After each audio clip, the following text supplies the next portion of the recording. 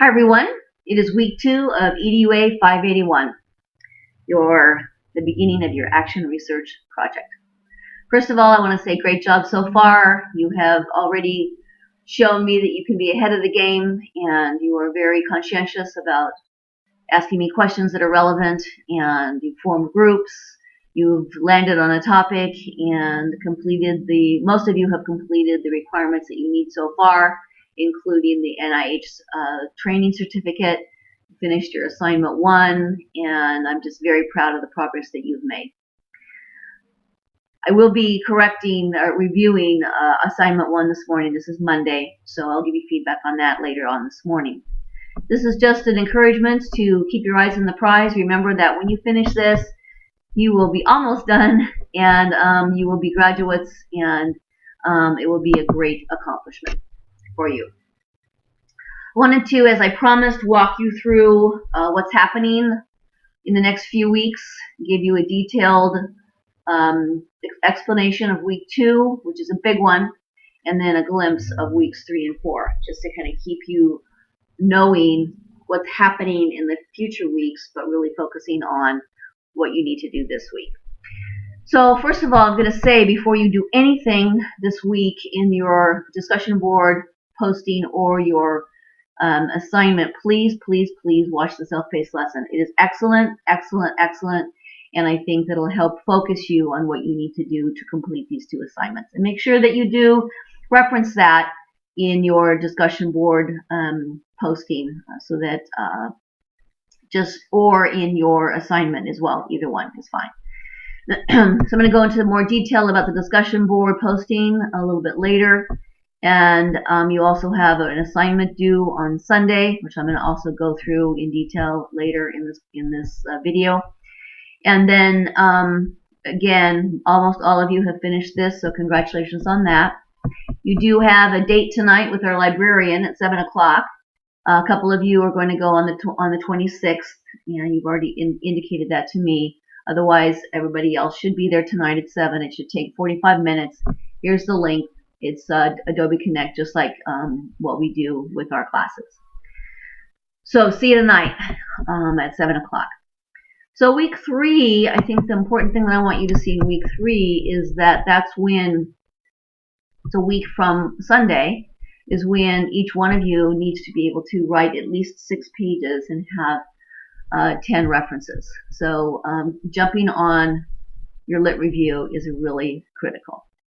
And then after that, the week after that, you need to be involved in reviewing your peer literature review. And so you'll need to have a peer partner. Remember, the peer partners need to be people outside of your group. So you can tell me who that's going to be when you're ready. I'm going to walk through the rubrics for chapters 1, 2, and 3, because I think you need to have that picture before you start this week. Chapter 1 is a really important chapter, because basically you need to set out what your problem is and clearly state it and support it through scholarly literature. You need to talk about the initial actions of the interventions. You need an explanation of the desired outcomes as a result of your study, what you intend to find. Not an answer to your questions, but what you intend to be able to do with the information after you finish the study. You have a brief description of the educational roles, and that means that it would be related to all the researchers in your group, not just one. And remember that when you're writing chapters 1 and 3 and 4, it includes all of you in your group. And so you need to intertwine the 2 or 3 of you into what you are writing. The purpose of your study is huge. You need to make sure that you know exactly what you want to study, and that it illustrates the reflective process, and that the purpose of the study is clearly articulated and focuses on the intervention used and the outcome desired. Now, in this chapter, you also need to identify a primary question and some secondary questions.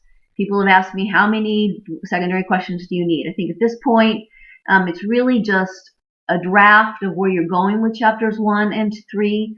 So I would say at least one primary question. Ask a primary question that you can find to clarify in your Hendricks book and also in the self-paced lesson. And secondary questions, really you probably end up with 3 or 4 max. But now you might have 6 or 7 or 8 just because you haven't pared it down yet because you haven't done your literature review. So know that this is a work in progress.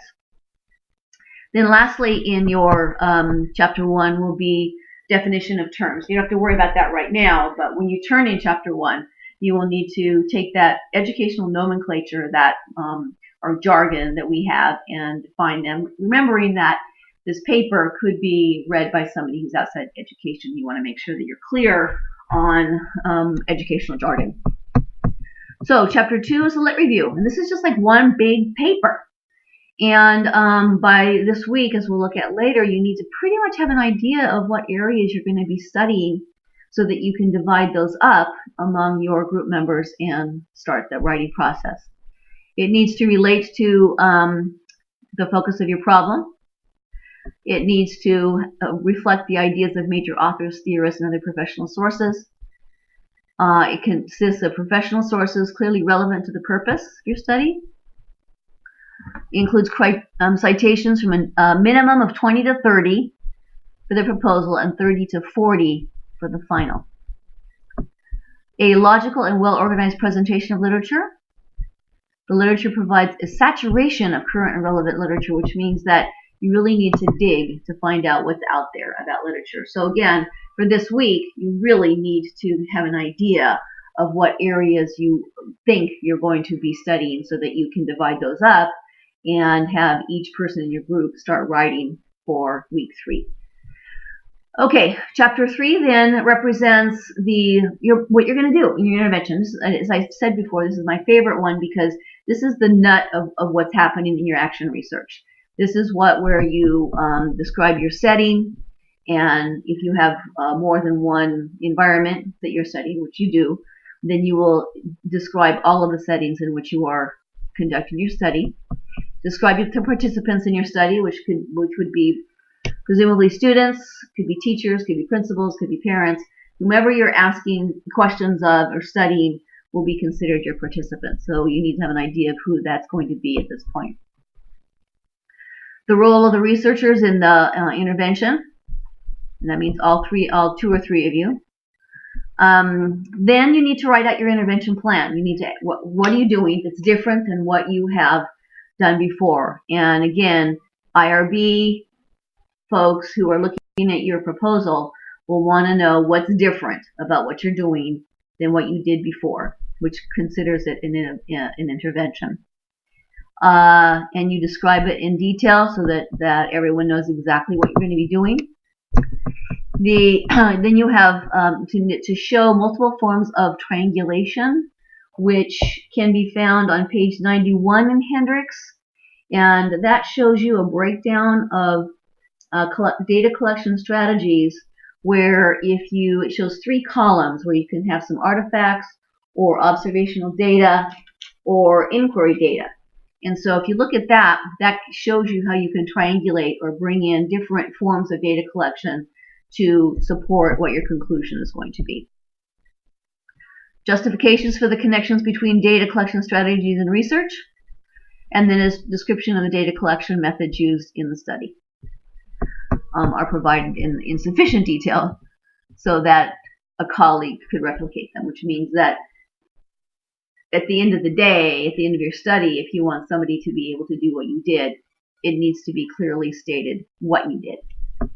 Then the plan for increasing validity is, and it sounds rather overwhelming, but if you look at page 125 and then 127 of Hendricks, what you'll find is clearly defined areas of validity that you can choose to write in your chapter 3 to provide that validity support for your study. And then at the end, you need to address just the fact that this is going to be confidential. You're going to destroy the documents by the end of the school year, and that you will have consent from all of those participating as well as your site supervisor.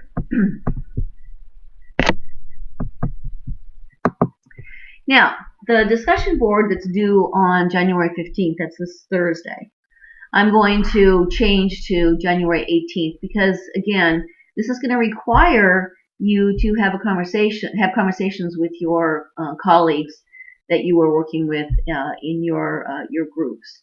So the bottom line for the posting is that after reading chapter 3 of your text and viewing the media clip in the discussion board, what you need to do is to develop an outline or bubble map for your literature review. So here's what I'm going to say, is that here it is right here. The outline bubble map should be no more than 1 screen page. So together you decide in your group basically what areas you intend to research in your study so that you can divide it up and people can start writing. This might change as you read, but you need to get something initially out there and submit that to Blackboard by Sunday. And then people can respond to that in the next couple of days after that. So again, this is it's just an idea, a thought of where you're going. It might change. It will change after you start reading, but you need to have some kind of initial idea of what areas you intend to research in your study to support your problem. And lastly, this is assignment number 2. It's due next Sunday.